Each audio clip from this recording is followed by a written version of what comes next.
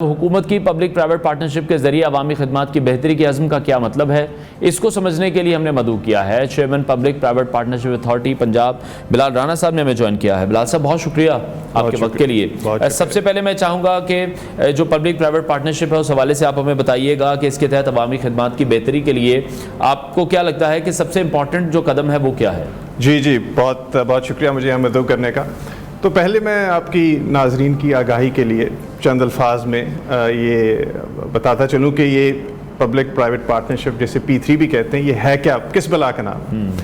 تو یہ ایک لانگ ٹرم کانٹریکٹ ہوتا ہے حکومت اور انویسٹر کے درمیان، جس کے تحت حکومت مہیا کرتی ہے زمین، سائٹ اور پرمٹس، اور پرائیویٹ انویسٹر اس میں اپنا پیسہ لگاتا ہے، پھر اس کو ڈیولپ کرتا ہے اور پھر اس کو آپریٹ کرتا ہے، ٹھیک ہے، عوام کی خدمت کے لیے۔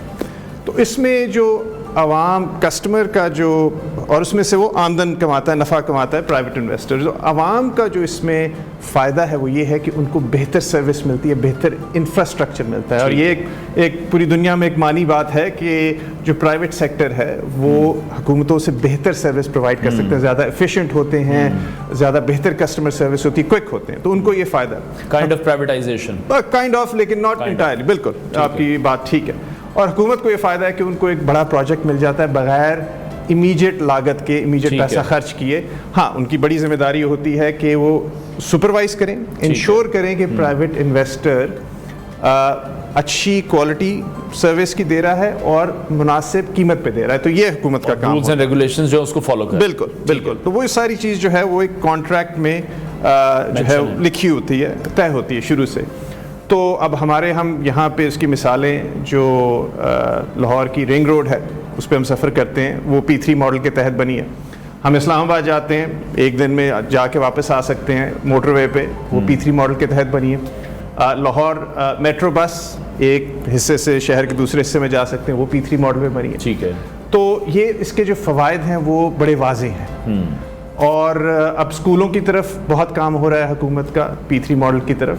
تو ابھی تو ہم نے اس کا جو پوٹینشیل پوری طرح وہ استعمال ہی نہیں کیا، ٹھیک ہے۔ اگر آپ مثال دوں یونائٹڈ کنگڈم کی، خیر اس کا دینا نہیں چاہیے، وہ تو ایک الگ ڈیولپ G7 ملک ہے، لیکن جو سارا ان کا انفراسٹرکچر ہے، روڈز، ٹرینز، اسکولز، ہاسپٹلز، یہاں تک کہ پولیس اسٹیشن بھی وہ P3 ماڈل کے تحت چلائے جاتے ہیں۔ قریب آ جائیں بنگلہ دیش، انہوں نے P3 ماڈل کو استعمال کرتے ہوئے بہت زیادہ ترقی کی، ٹھیک ہے۔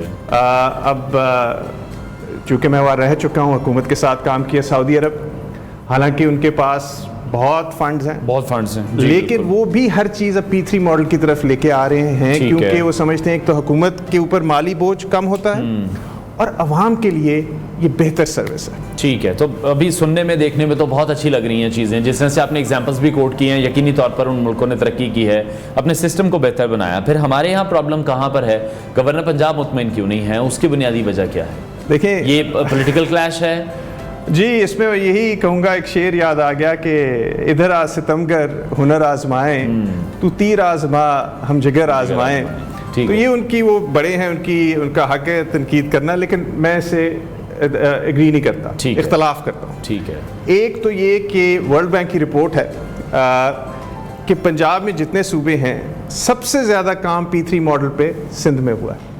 اس کی وجہ ہے کہ ان کو بہت زیادہ کنٹینیوٹی مل گئی، 2008 سے ان کی حکومت ہے، جی بالکل، تو سب سے زیادہ کام وہاں پہ ہوا ہے، ٹھیک ہے۔ تو ان کی بات تھوڑی سی سیلف کانٹرڈکٹری ہے، ٹھیک ہے۔ دوسرا، انہوں نے کہا کہ جی ایجوکیشن بجٹ سندھ کا زیادہ ہے، وہ ان کا بجٹ ہے 454 بلین روپیز، پنجاب کا بجٹ ہے 670 بلین روپیز، ٹھیک ہے۔ پنجاب کا لٹریسی ریٹ ہے 67%، سندھ کا لٹریسی ریٹ ہے 60%، ٹھیک ہے۔ تو میرے خیال میں اس تنقید میں کوئی، یہ تنقید برائے تنقید ہے، اس میں کوئی اصلاح نہیں ہے، آپ یہ سمجھتے ہیں؟ بالکل، ٹھیک ہے۔ دوسری طرف جو یہ تنقید وہ ہمیں کرتے دکھائی دے رہے ہیں کہ انٹر پاس اساتذہ ہیں ان کو رکھا جا رہا ہے، تو پھر ہمارا جو تعلیم کا معیار ہے وہ کہاں پر جائے گا؟ جی دیکھیں، اس کے اوپر یہ بھی تھوڑی سی پولیٹیکل پوائنٹ سکورنگ ہے۔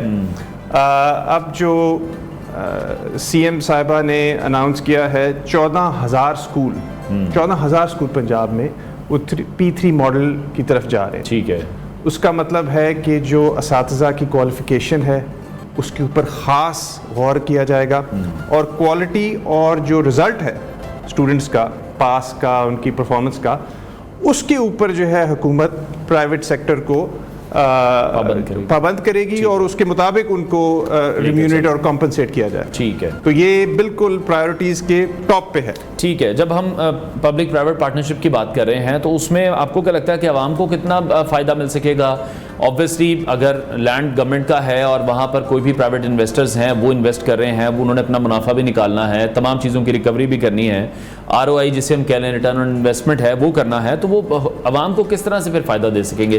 پھر تعلیم پھر لوگوں تک مہنگی پہنچے گی تو کیا فائدہ ہوگا؟ دیکھیں اس میں جو ہے یہی P3 ماڈل کا جو بیسک ایلیمنٹ ہوتا ہے وہ یہی ہوتا ہے کہ پرائس کو کنٹرول کیا جاتا ہے اور گورنمنٹ بھی اس میں حصہ ڈالتی ہے تاکہ پرائسز کو کم رکھا جا سکے. تو جو انویسٹر کا ROI ہے ریٹرن آن انویسٹمنٹ وہ وہاں سے بھی جاتا ہے.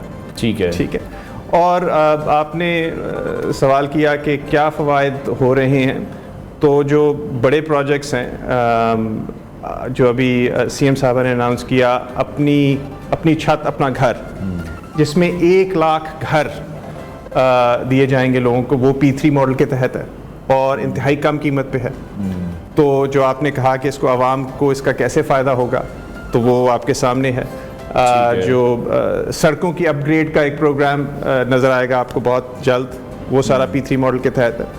تو اس کا فائدہ بھی نظر آئے گا اور کام بہت ہو رہا ہے اس کی. ٹھیک ہے. اچھا، پنجاب کے جو پھر گاؤں کی بات کرتے ہیں، دیہی علاقوں کی بات کرتے ہیں، وہاں پر خصوصی طور پر یہ پروجیکٹس ہوں گے یا پھر بڑے شہروں میں بھی ان کی پلاننگ اسی طرح سے ہے؟ کیونکہ جو آپ جسے کہہ لیں کہ لوگوں کی جو ریزرویشنز ہیں وہ ایسے ریموٹ ایریاز کے، دیہاتوں کے، گاؤں کے، وہاں پر زیادہ ریزرویشنز ہیں ان چیزوں کو لے کر کہ اس طرح کے پروجیکٹس وہاں تک نہیں پہنچ پاتے. جی جی بالکل، بڑا اچھا سوال ہے. تو یہ جو اسکول ہیں یہ زیادہ تر دیہی علاقوں میں ہیں، جو 14,000 اسکولوں کا ذکر کیا میں نے. اس کے علاوہ جو اب ایک نیا قانون بنایا جا رہا ہے P3 پروجیکٹس کا، اس کے اوپر بھی میں بات کرتا ہوں ابھی. تو اس میں ایک خاص شک رکھی گئی ہے کہ جو ڈسٹرکٹ اور میونسپیلٹی لیول پہ یہ P3 پروجیکٹس کو متعارف کرایا جائے، تاکہ صرف بڑے بڑے پروجیکٹس تک یہ P3 ماڈل مخصوص نہ رہے. یہ بیسک لیول پہ بیسک سروسز بھی ان کا لوگوں کو فائدہ پہنچے، جس میں آپ کی جو ہے سویج، آپ کا ویسٹ کلیکشن. تو یہ جو نیا قانون اس کے اوپر تقریباً فائنل ہو چکا ہے، اس کا مسودہ سینئر منسٹر صاحبہ نے، مریم اورنگزیب صاحبہ نے اس کو اپروو کرنا ہے، پھر وہ کیبنٹ میں جائے گا اور پھر وہ پنجاب اسمبلی کے فلور پہ آ جائے گا. ٹھیک ہے. بلال صاحب، تعلیمی معیار کو اگر ہمیں بہتر بنانا ہے تو اساتذہ کی تربیت پر میرا خیال ہے سب سے زیادہ بھی کام کرنے کی بھی ضرورت ہے. بہت سی ایسی ویڈیوز ہیں جو ہم نے سندھ سے بھی دیکھی، جب اساتذہ احتجاج نکلے، ایک رپورٹر ان کے پاس جب مائک لے کر گیا اور ان سے بیسک سوال جب پوچھے گئے تو انہیں وہی نہیں پتا تھے، انہیں 2+2 بھی شاید نہیں پتا تھا. تو اس پر کس طرح سے کام کریں؟ اساتذہ کی تربیت کس طرح سے ہوگی؟ اساتذہ کا انتخاب کس طرح سے کیا جائے گا؟ ایک لمبا چوڑا مرحلہ ہے. اچھے اساتذہ لیتے ہیں، پھر ان کی سیلریز بھی زیادہ ہوں گی. جب خرچے زیادہ ہوں گے تو پھر اس کا بوجھ ایٹ دی اینڈ گورنمنٹ پر تو پڑ رہا ہے، لیکن جو وہاں پر بچے پڑھنے آ رہے ہیں، آپ کو لگتا ہے ان کے لیے بھی فیس دینا تھوڑا سا مشکل ہو سکتا ہے؟ کیونکہ پہلے سرکاری اسکولوں کی بات کریں، کئی جگہوں پر کتابیں مفت ہیں، کئی جگہوں پر فیسز نہیں ہیں. پھر مریم نواز صاحبہ کی طرف سے ہم نے دیکھا کہ یہ بھی اعلان کیا گیا کہ بچوں کو اسکولوں میں دودھ بھی پلایا جائے گا. تو یہ ساری چیزیں کس طرح سے مینیج ہوں گی؟